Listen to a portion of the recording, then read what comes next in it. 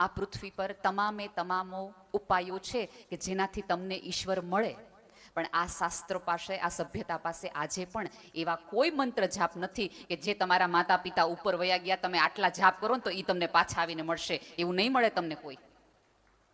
જે દિવસે મા બાપ તમારી જગતમાંથી જાય છે ને ત્યારે તમારો તુકારો વયો જાય છે.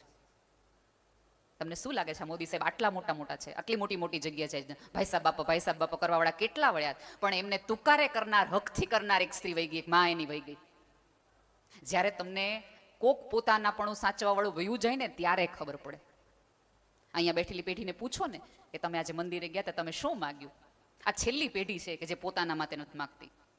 એ તરત એમ કહેશે મારા દીકરા માટે માર્યું, મારા દીકરા વહુ માટે માર્યું, મારા છોકરા માટે માગ્યું, મારા દીકરો નાનો દીકરો છે થોડી મુશ્કેલીમાં છે એટલે એની માટે મેં માગ્યું, મારી દીકરીને થોડી ઓલી મુશ્કેલી છે. આ છેલ્લી પેઢી છે કે જેને 11 યાદ છે, આજે તે ભગવાનના હાર ચડાવવા માટે પોતે ફૂલ લાવે છે, એમેઝોનમાંથી ઓર્ડર નથી કરતા. અને ગમે એવા મોટા થઈ જાઓ, સત્તાવાન થઈ જાઓ, સભ્યતા, તમે સ્માઇલ ખરીદી શકો, પ્રાર્થનાઓ નહીં ખરીદી શકો.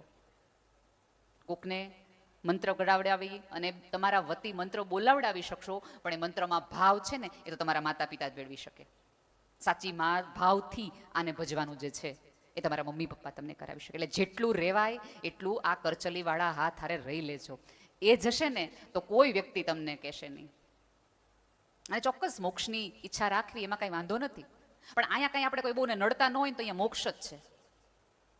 હું તો અનેકોને એક વાર કહી ચૂકી છું કે છે ને આ ચિત્રગુપ્ત એકચ્યુઅલી નથી, એ ગુપ્ત ચિત્ર છે.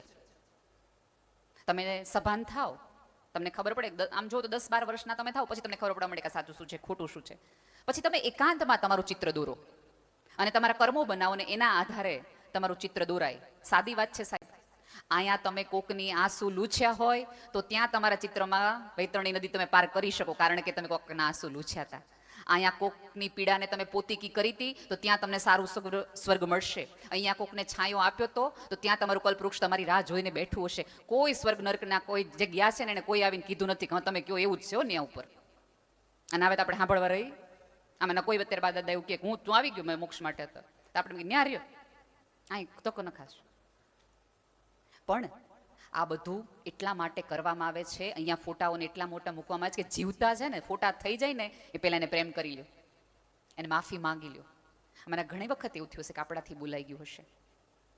ચાવતી વખતે દાંતમાં જીભ વચ્ચે આવી જાય ને તો પાણાથી દાંતને પાડી ન નખાય, મારી જીભને કતરી નાખી દે. પણ ચાવતી વખતે સભાનતા રખાય કે જેથી કરીને જીભ છે દાંતની વચ્ચે ન આવે. આ વડીલો છે ને એ ક્યારેક ક્યારેક એવું વાક્ય બોલી નાખે, કાંઈક કરી નાખે તો એને કાઢી ન મુકાય. સભાનતા આપણે રખાય કે હવે પછી એવું કરતા પહેલા. અને બીજું કેવું છે કે આ પેઢીએ આટલી સાહેબી જોઈ જ નથી, એ બહુ સંઘર્ષમાંથી ઊંચી આવેલી પેઢી છે.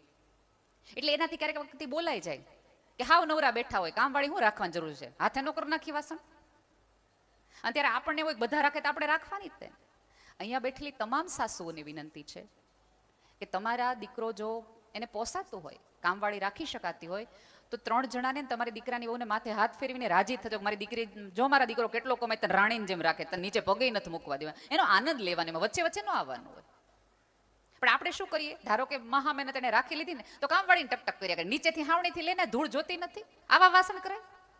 આ કપડા તો એવા ને એવા તેને બોળી નાખી દીધા છે એટલે કોઈ કામવાળી ટકે નહીં. રોજ ટક ટક ટક થાય, કામવાળી નો ટકે એટલે બાવ સાસુઓને માથાકૂટ થાય. અને સર્વાનુમતે પછી નક્કી થાય તમે આ ઘરે ને અમે આ ઘરે. મજા કરો ને, રાધર આનંદ લ્યો. બે સાસુ બહુ સરસ મજાની એ શેઠી બહેન બે હારવાર કયો ને કે નીચેથી આવણી લ્યો, આનંદ લ્યો. જે તમને સુખ નથી મળ્યું, તમે સાહેબ એવો દીકરો સંસ્કારી પેદા કર્યો કે સ્ત્રીના સુખે આટલું બધું રાજી થાય છે.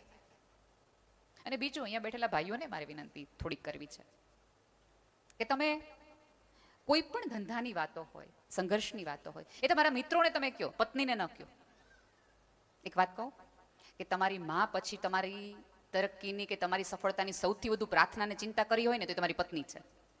મા પાસે તો 4 સંતાનો હોય એટલે પ્રાર્થના ક્યાંક ક્યાંક વેચાઈ જતી હશે, એની માટે તમે એક જ છો. તમારી સફળતા માટે સૌથી વધુ રાજી થનાર સ્ત્રી હોય તો તમારી પત્ની છે. પણ આમાં ક્યારેક એવું બને કે તમારા કર્મચારીઓને ખબર હોય કે તમારું રોકાણ ક્યાં છે, તમે આર્થિક રીતે, પત્નીને કંઈ ન ખબર હોય અને કંઈક પૂછે સહી કરાવતી વખતે કે આમાં હેમ અહીંયા તમે મને સહી કરાવો, તો આમ કે છૂટાછેડા નથી દેતો, ચૂપચાપ સહી કરી નાખ. એને ખબર છે કે તમે ન દઈ શકો કારણ કે તમને હાલે એમ નથી, એના વગર માંડ મળ્યું નહીં. ક્યારેક પાસે બેસાડીને બધી વાત કરો કે અહીંયા આટલા, આને આટલા દેવાના, આને આટલા લેવાના. એવા કેટલાય લોકો છે કે આ પૃથ્વી પરથી જાય પછી એનું શું છે ને કોઈને ખબર ન હોય, પછી પાછળવાળા મજા કરે.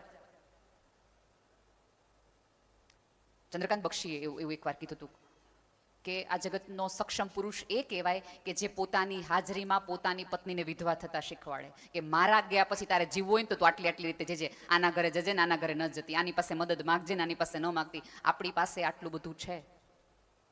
અહીંયા દરેક પુરુષ સફળ થાય, સત્તાધારી થાય, મોટો ને મહાન થાય તો બધા જ એવું કે ના બહુ મહેનત છે, એના બહુ સંઘર્ષો છે, ઈશ્વરની કરુણા છે, મા બાપના આશીર્વાદ છે, નસીબ છે. હા, બધું જ છે, કોઈ સવાલ વગરની વાત છે કે આ બધા થકી જ તમે ક્યાંક આગળ વધો.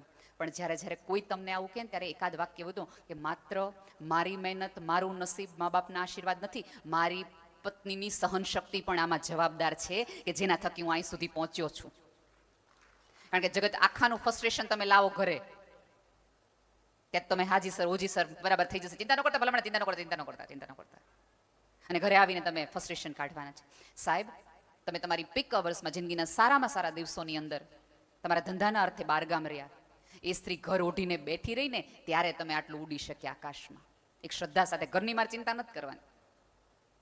અને આમાંની કોઈ પણ સ્ત્રી ક્યાંય પણ મોટીને મહાન થઈ છે ને તો એને ઘરે 5:30 હું રસોઈ કરવી એની પહેલી ચિંતા વગાડવી જ પડે.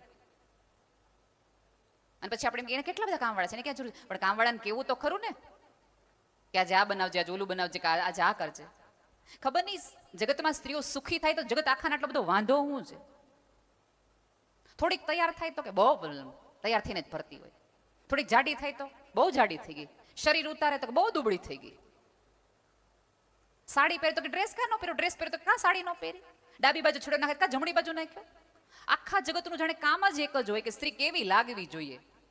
સ્ત્રીની અંદર શું ચાલે છે એના તરફ કોઈનું ધ્યાન જ નથી જતું.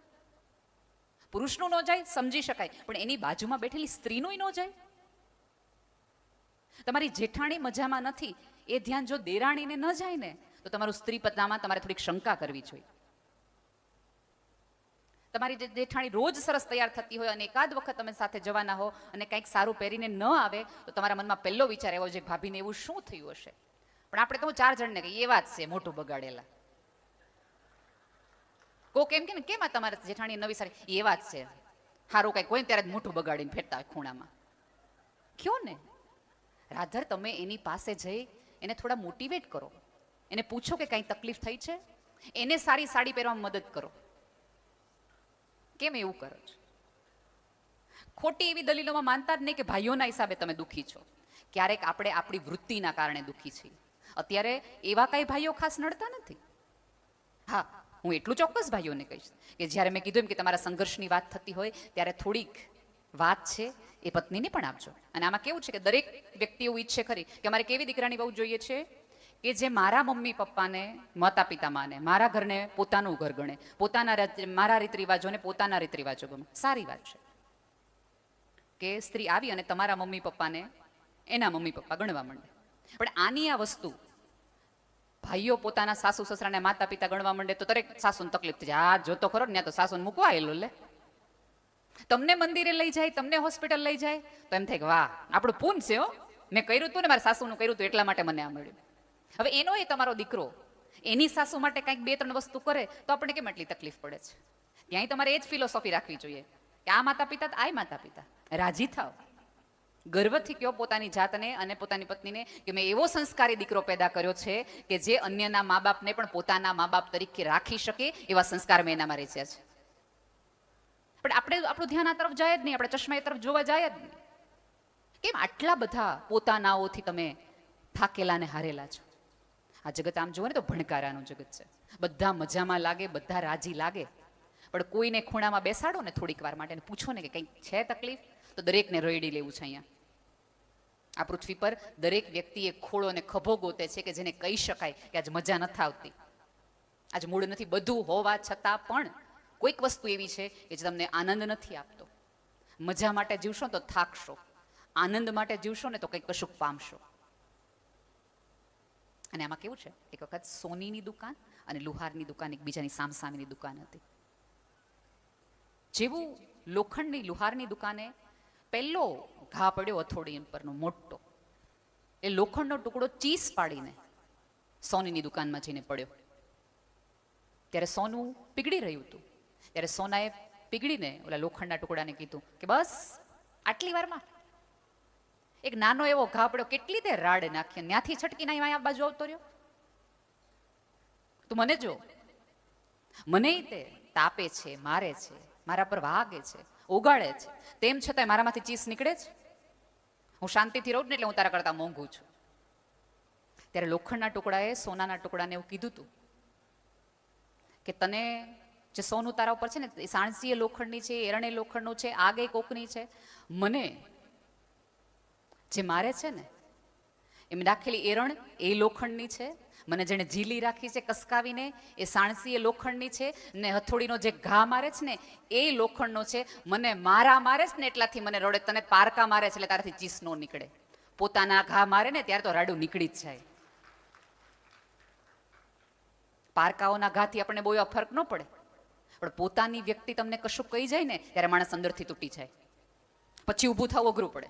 બહારના ઘા તો તમે ઝીલીને આવી શકો કારણ કે તમે બખ્તર પહેરીને ગયા હો, પણ ઘરમાં તો તમે બખ્તર વાળા વગર ના હો ને, કારણ કે તમે ઘરમાં છો. એ ઢાલ બનવા માટે જીભ ઉપર થોડી મીઠાશ રાખો, થોડી હળવાશની વાતો કરવાની રાખો. હવે બિનજરૂરી રીતે બધા ગંભીર બહુ થઈ ગયા છે કાંઈ કારણ વગર. અને અહીંયા આવ્યા છો એટલે આપણે બધાને એવું થાય કે આ બધી માયા છે ને આ બધો મોહ છે ને આમ છે ને તેમ છે. ખરેખર એવું નથી. કાંડામાં ત્રેવડ હોય ત્યાં સુધી કમાઈ લેજો.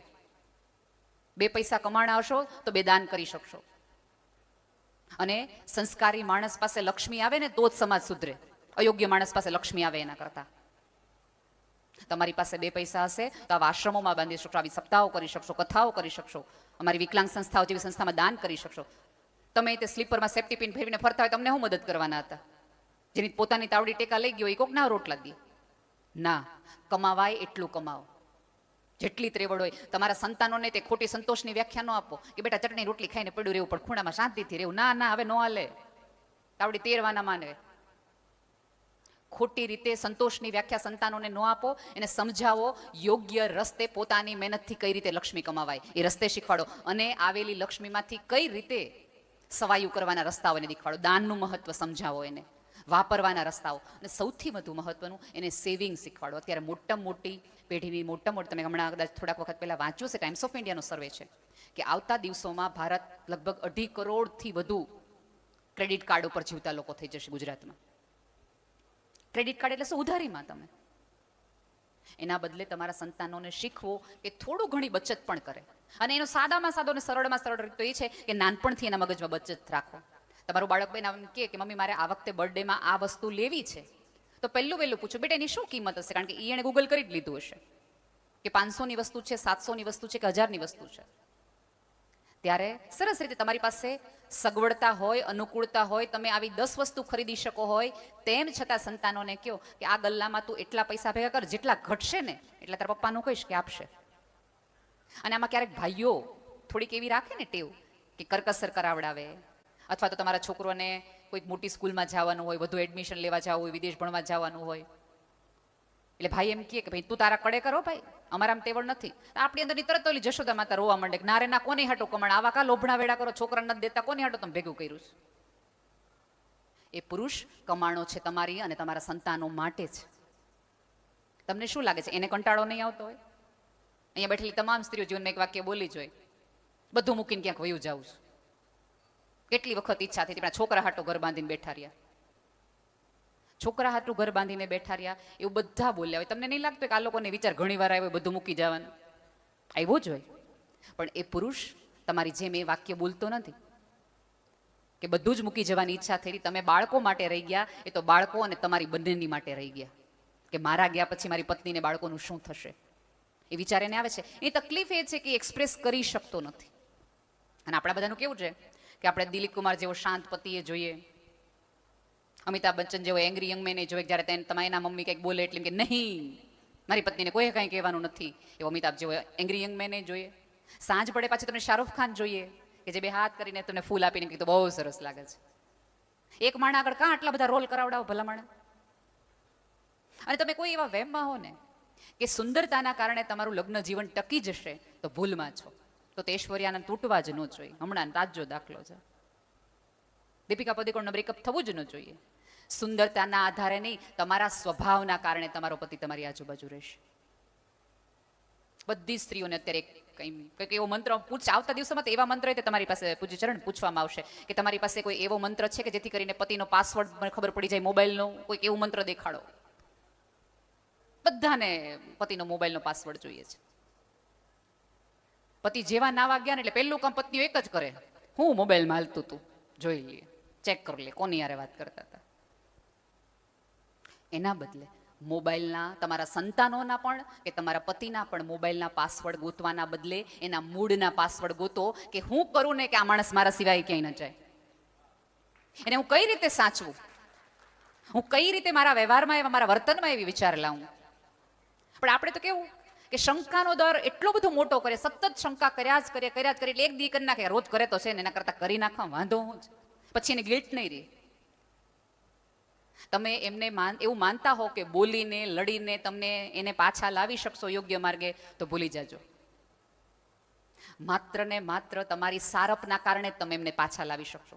અને હવેની પત્નીઓએ સાવિત્રી થવા માટે યમરાજા પાસેથી પોતાના પતિને પાછી લાવવાની જરૂર નથી. પાનના ગલ્લેથી બીજી દુકાનેથી પાછા લાવી દો ને તોય બચી જાય. અત્યારની યુગની સાવિત્રીની વાત આખી બદલાઈ ગઈ છે ને. આટલું જ આપણે કરવાનું છે, ન્યા ન જાય બસ. સ્ત્રીનું સૌથી મોટું ઘરેણું છે એ મૌન છે, ચૂપ રહેવું છે. પણ એ મુગટ એને પહેરવો જ નથી.